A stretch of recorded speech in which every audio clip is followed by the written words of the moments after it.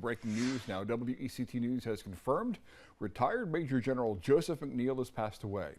The Wilmington native had an impact on the civil rights movement in this country as one of the Greensboro Four.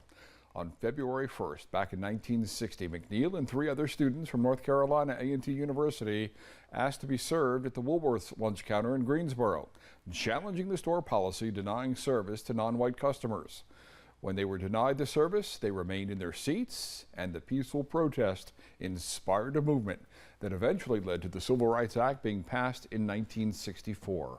Joseph McNeil dying now at the age of 83.